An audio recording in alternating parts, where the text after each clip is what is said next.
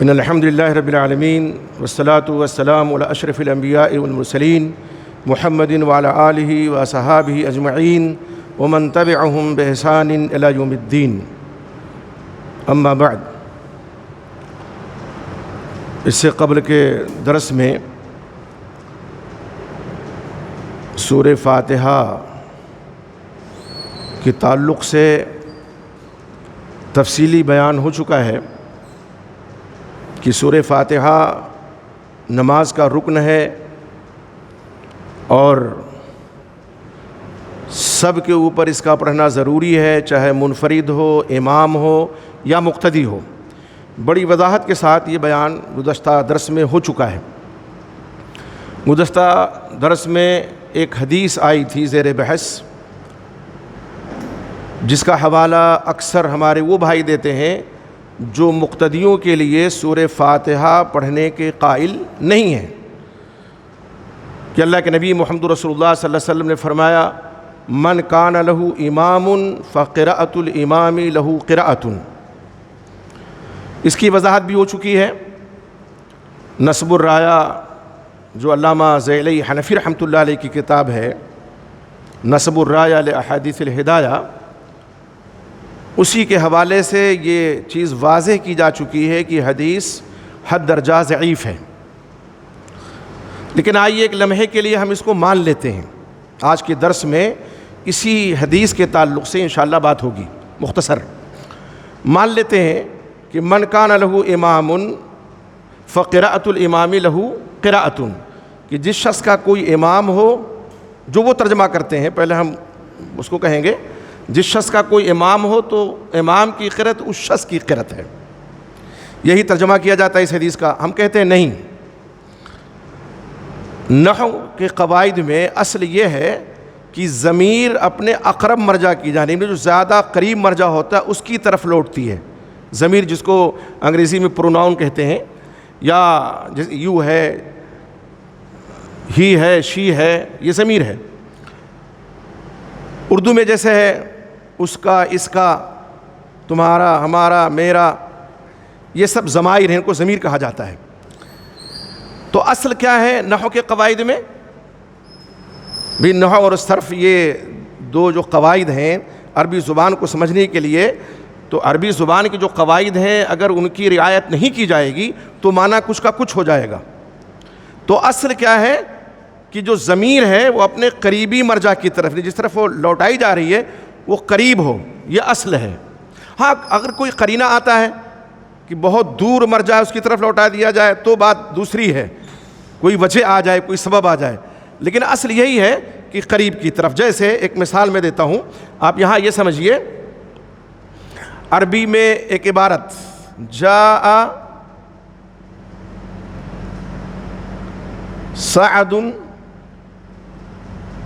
وزید واخوہ. یہ دیکھیے، جاء سعد وزید واخوہ، یہ اخوہ جو ہے یہ ضمیر ہے. اخوہ میں ہاں جو ہے یہ کیا ہے؟ یہ ہاں، یہ ضمیر ہے. اب ہم ترجمہ اس کا کرتے ہیں، سعد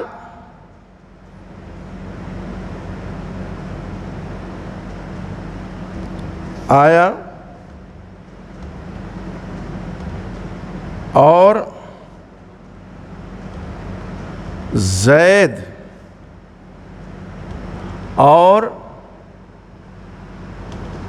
اس کا بھائی آیا.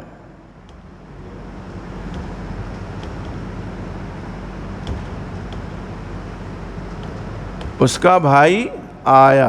یہ دیکھیے، سعد آیا اور زید اور اس کا بھائی آیا. اب یہ جو اس ہے یہی ضمیر ہے، یہ جو اس ہے یہ اس کا معنی دے رہا ہے نا. اب یہ اس کس طرح لوٹائیں گے؟ اصل جب یہ ہے کہ جو قریب ہو، جیسے زید قریب ہے اس کے، تب کیا ہوگا؟ سعد آیا اور زید اور اس کا بھائی. کس کا بھائی؟ زید کا بھائی. سعد کا بھائی نہیں، سعد آیا اور زید اور اس کا بھائی آیا، تو اس جو ہے یہ زید کی طرف لوٹے گا. یہ ٹھیک ہے. اتنا تو میرے خیال سے سمجھ میں اتنی بات آ گئی ہوگی. ٹھیک ہے, اب ذرا دیکھیں یہ جو حدیث ہے جس کو لوگ دلیل کے طور پر پیش کرتے ہیں, ہم اس کو دیکھ لیتے ہیں. دیکھیے اس میں وہ نہیں ہے.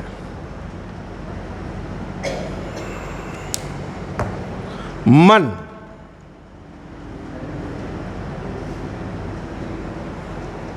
چل ہی نہیں رہا, یہ چلیے چل رہا ہے. من کانا لہو, شروع سے کریں. یہ دیکھیے یہاں سے لیتے ہیں. من کانا لہو امام فقراۃ الامام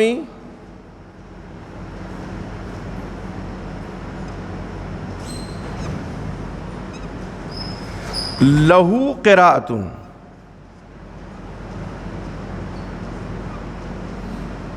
دیکھیے یہ ہو ہے, یہ ضمیر ہے. فقراءۃ الامام, فقراءۃ الامام لہو قراءۃ. وہ کیا ترجمہ کرتے ہیں کہ جس کا کوئی امام ہو تو امام کی قرأت اس شخص کی قرأت یہاں لوٹا, یہاں لے جاتے ہیں. ہاں یہ کتنا دور ہے, یہاں لے کے جاتے ہیں. یہ صحیح نہیں ہوئی.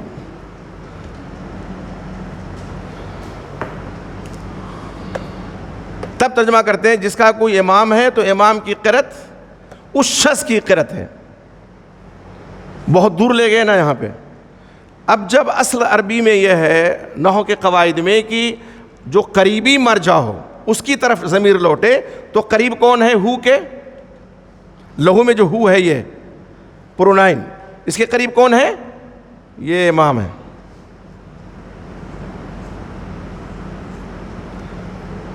اور اگر ہم اس ضمیر کو امام کی طرف لوٹاتے ہیں تب ان تمام احادیث پر عمل ہو جائے گا جس میں یہ ہے کہ بغیر سورہ فاتحہ کی نماز نہیں ہوتی ہے.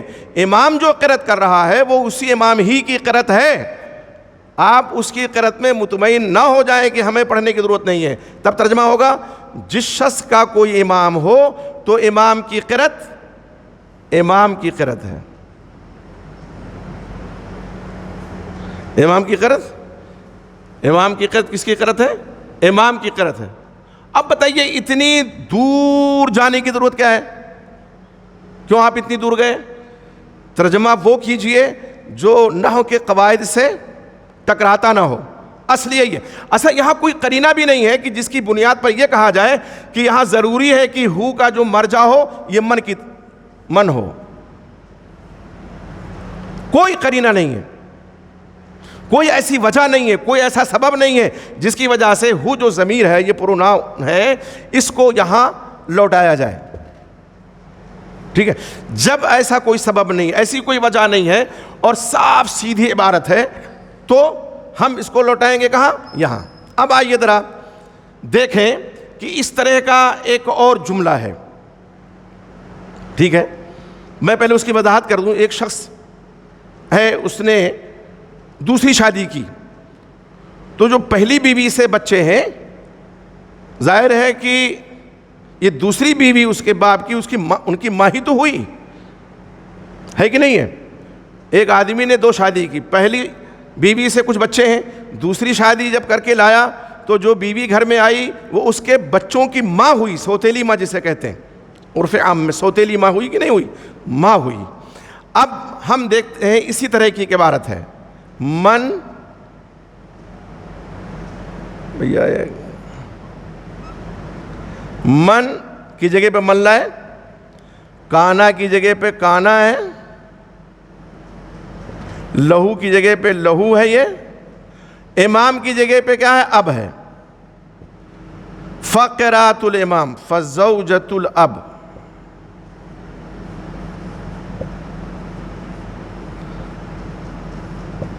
لہو زوجتن. دیکھیں کانے جو کانا لہو کی جگہ لہو, امام کی جگہ پہ اب آ گیا, فقرات الامام کی فضلۃ اب آ گیا, اور لہو قراتن لہو زوجتن. اب اگر ہم وہ ترجمہ کریں جو یہ حضرات کرتے ہیں, جو کہتے ہیں کہ فاتحہ خلف الامام ہے ہی نہیں اور مقتدیوں پر سورہ فاتحہ نہیں ہے پڑھنا, تو اور یہ دلیل میں پیش کرتے ہیں. اب اسی طرح کی ایک عبارت ہے, اگر ہم ان کا ترجمہ کرتے ہیں تو اس کا ترجمہ کیا ہو جائے گا کہ جس شخص کا کوئی باپ ہو تو باپ کی بیوی اس شخص کی بیوی ہے, نعوذ باللہ. یہ دیکھیں, جس شخص کا کوئی باپ ہو تو باپ کی بیوی اس شخص کی بیوی ہو جائے گی. ارے بھئی اگر کوئی ایسا کہہ دے کہ تو کہیں گے اس کو یا تو بریلی بھیج دو یا آگرہ بھیج دو یا رانچی بھیج دو, یہ پاگل ہو گیا ہے کہ نہیں. لیکن اگر ہم وہ ترجمہ کرتے ہیں جو واقعی یہاں صحیح بیٹھتا ہے, تب ترجمہ کیا ہوگا, جس شخص کا کوئی باپ ہو تو باپ کی بیوی باپ ہی کی بیوی ہے. جو کہ یہاں لوٹ گیا, جیسے یہاں ہم نے لوٹایا, یہاں بھی ہم نے ضمیر کو یہاں اب کی طرف لوٹا دیا, تو ترجمہ ہو گیا جس شخص کا کوئی باپ ہو تو باپ کی بیوی باپ ہی کی بیوی ہے, اس شخص کی بیوی نہیں ہو جائے گی. ایک دم سیم عبارت ہے, سیم عبارت ہے, ایک لفظ ادھر ادھر نہیں ہے, ایک لفظ ادھر ادھر نہیں ہے, سیم عبارت ہے. من کی جگہ من ہے, کانا کی جگہ کانا ہے, لہو کی جگہ لہو ہے, امام کی جگہ اب ہے, فقرات الامام کی جگہ فضلۃ الاب ہے, لہو قرات کی جگہ لہو زوجتن ہے, سیم عبارت ہے. تو ظاہر ہے کہ یہاں ہم نہیں لے جائیں گے, بلکہ کہاں لوٹائیں گے ضمیر کو, اب کی طرف لوٹائیں گے. تو خلاصہ کیا ہوا کہ جو حدیث دلیل کے طور پر پیش کی جاتی ہے کہ من کان لہو امام فقرات الامام لہو قرات, اور ترجمہ اس طرح کیا جاتا ہے کہ جس شخص کا کوئی امام ہو تو امام کی قرات اس شخص کی قرات ہے, بنیادی طور پر یہی غلط ہے. اگر اول تو یہ حدیث ضعیف ہے, جیسے کہ اس سے پہلے بہت واضح طریقے پر بیان آ چکا ہے, لیکن اگر ہم اس کو مان لیتے ہیں کہ لائق استدلال ہے, یا بہت سی حدیثیں ملا کر کے بعض لوگ کہتے ہیں حسن لغیر ہی ہے, تو ترجمہ کیا ہوگا, جس شخص کا کوئی امام ہو تو امام کی قرات امام ہی کی قرات ہے. امام کی قرات کس کی قرات ہے, امام کی قرات ہے.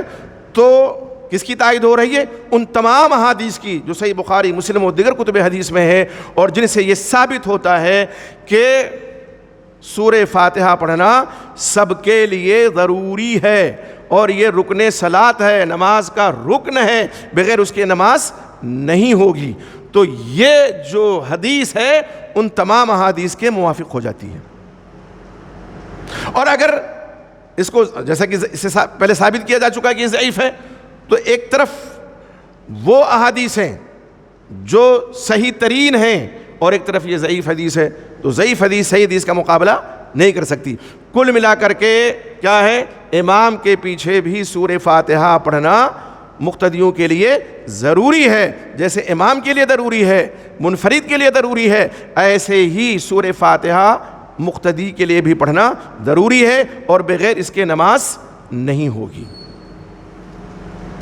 یہ آج کے درس کا موضوع تھا, اور امید ہے کہ سمجھ میں بات آ گئی ہوگی انشاءاللہ.